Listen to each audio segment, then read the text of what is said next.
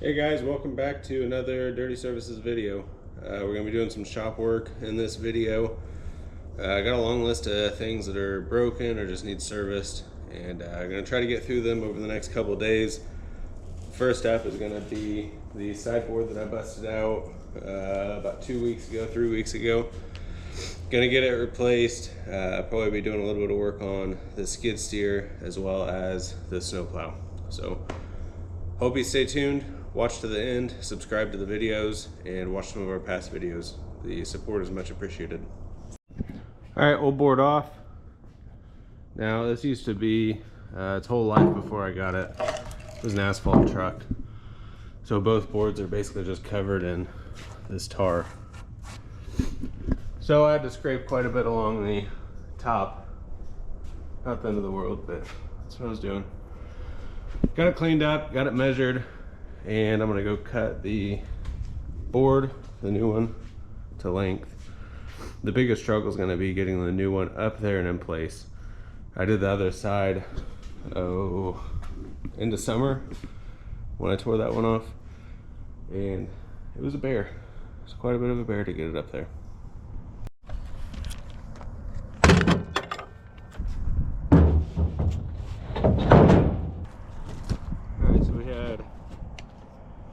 I'm gonna mess myself up. This tape is a foot in inches. I'm sorry, tenths and inches. So we've got our tenths, so 1/10 all the way through 9/10, 10/10 is the foot. Or we have our inches, obviously 12 inches in a foot. So I get messed up every time I grab this one. But we had 13/11 plus 6.5, so we have 14 5.5 inches.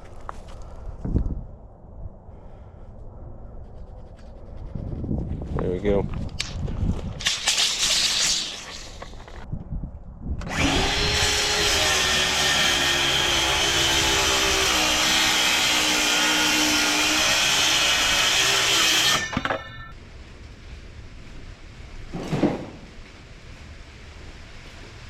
Hey Morgan, why'd you bring that in the shop?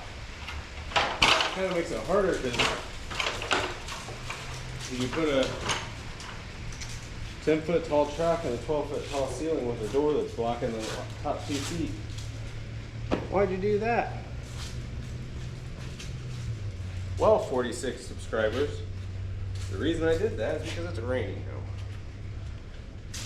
And it doesn't take its money out. If it's actually going to rain or if it's not going to rain.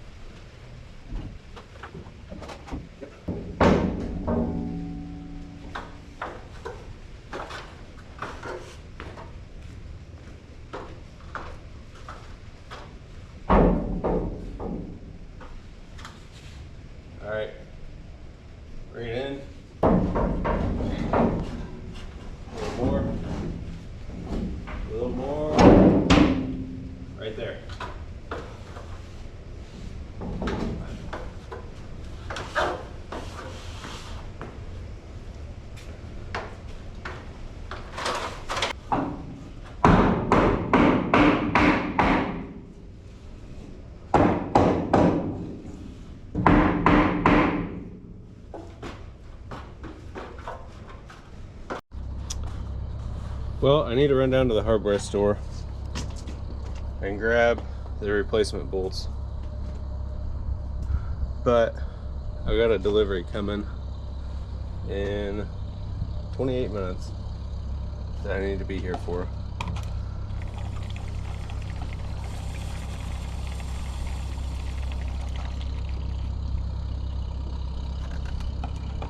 So I'm gonna go ahead and swap out this filter that has been needing replaced. I really don't want it to siphon back into the tank because I've been fighting a bunch of gunk in it. I don't know where it's coming from because I ran tens of thousands of gallons out of this tank in the last 5 years. But all of a sudden this year, it started collecting gunk in the bottom of this, and the filter isn't lasting very long. Basically, it gets down to where it only pumps 3.5 gallons a minute, which it's a 15 gallon a minute pump. Realistically, the best I normally gets about 7 gallons a minute. But it starts pumping so slow that it actually overflows out of my pickup truck. I don't really have this problem in the dump truck, but it overflows out of my pickup truck and it makes a hell of a mess. So, need to replace it, especially since filling up a 100 gallon tank in the dump truck takes a while at 3.5 gallons a minute. And I don't want to have to feel like I have to babysit it while it's filling up because I don't trust the auto nozzle. So I need to swap out the filter. Seems like I'm doing it about every 1,000 gallons or so. Seems a little excessive to me, but for a $15 filter on 1,000 gallons, I'll take it.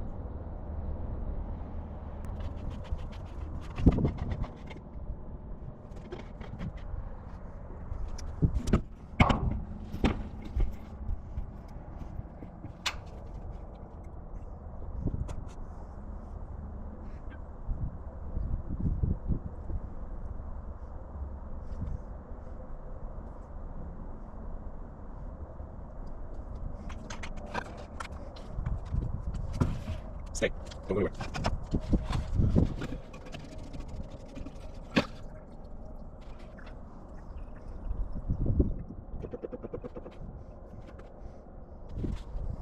Oh, smart. Set that in temporarily.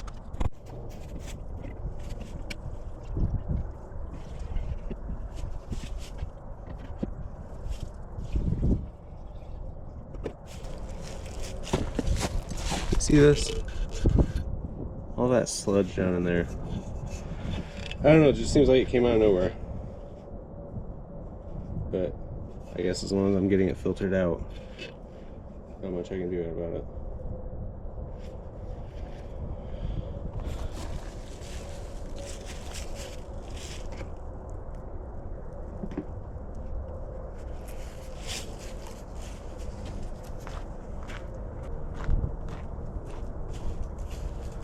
So I've had issues with this pump since I first installed it.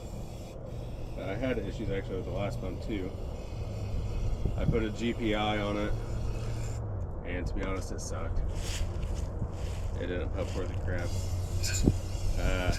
And then I put this fill right on it, and it pumps better than the GPI, but it still doesn't pump great. I had an issue with the telescoping pickup tube that came with it. Basically, the first half of the tank, first 500 gallons would pump fine, and then when it got to the joint where it telescopes, or is telescopic, whatever you want to call it, it would start aerating really bad, sucking up a bunch of air, it'd cavitate, all kinds of stuff. So I put in a solid pipe. It's I don't remember, it's either 3/4 inch or 1 inch. I think it's 3/4 inch solid black pipe. Put that in. It solved my cavitation issue. However, it still doesn't pump very fast. I started having this sludge issue. So this year, back in summer, I pulled out the solid pipe and I cut an extra 2 inches off of it, thinking it might be too long and be sucking straight from the bottom. I also put an angle on it. I mitered the cut when I did it. So I know that I'm not sucking off the bottom of the tank. and it's just slow. I don't know why. Maybe one day I'll put a 20 gallon per minute pump like what I have on my off-road fuel, which is this one right here. It's been great, but they're like $800. So I'm gonna deal with it for now. I'll give you a demonstration once I get everything wrapped up. Try to show how fast each of them are or are not. Get a little bit of that fuel, get on our O-ring. Come on, I know you got more in there.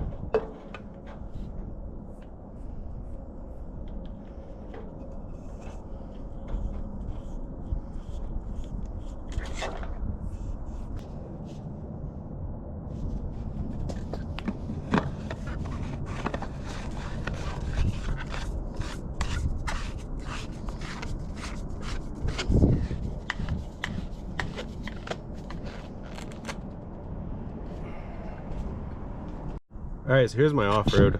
I'm going to give you the example. It's the same auto nozzle as this one. The only difference is I replaced this recently. And this gets, I don't know, the rubber breaks down, so I end up cutting it off. But they're the exact same auto nozzles. I know a lot of times that's what causes the issues.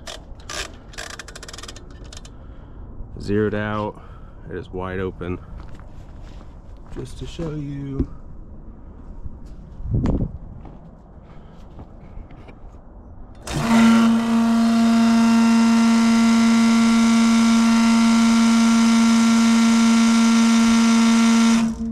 It's 1 gallon. Alright, so it's cavitating real bad. I think I've got it worked out. Just ran about 8 gallons through it. There's still some bubbles trapped in there, but yeah, there's no new ones coming in. So here's what this one looks like. As you can tell, it is nowhere near as quick as other ones.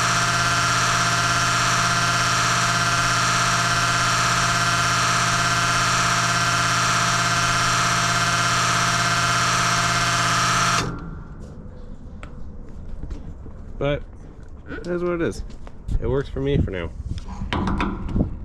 I'll tell you, I love having fuel here at the house.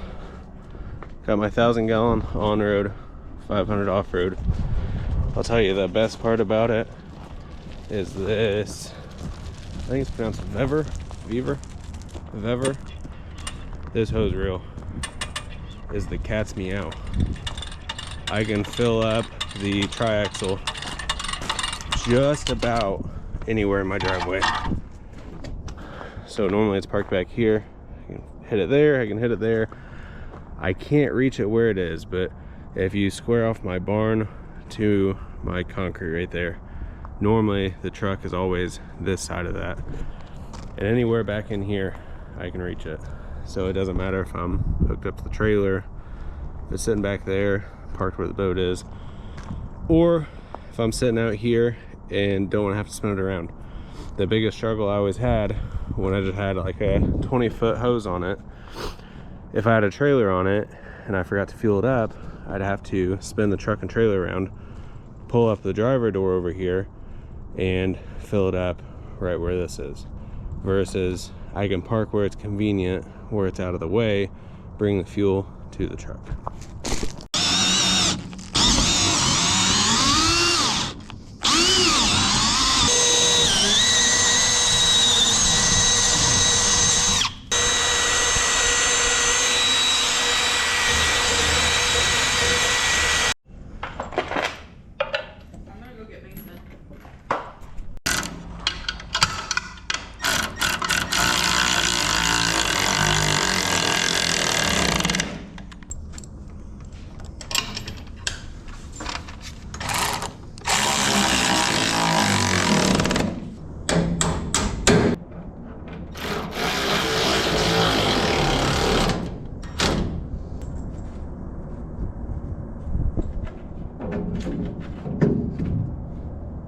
Oh my goodness. Huh. It was upside down.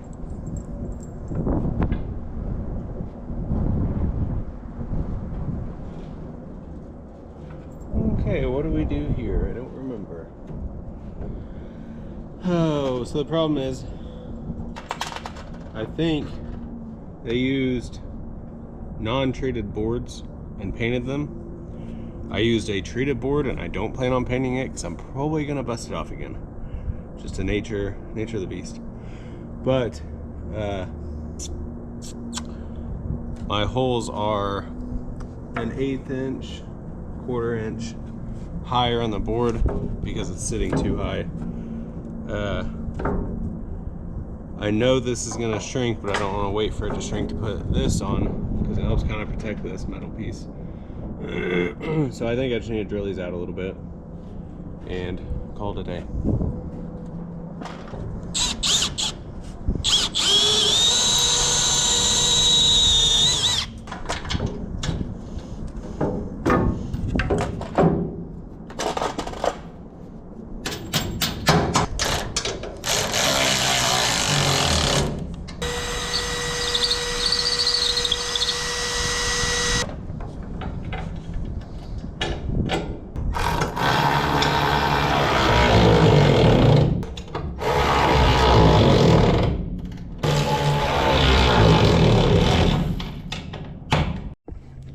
All right, just like that, we are all wrapped up with this part of the projects. Not sure what the next project's gonna be. I'm out of time for today. We will pick this back up maybe tomorrow afternoon, if not next week. Got a couple jobs I gotta go do tomorrow, and as I wrap that up, just have to see how much time we have. But I've got a long list of stuff I've got to do this winter, and it's just one of the many things that came up last minute.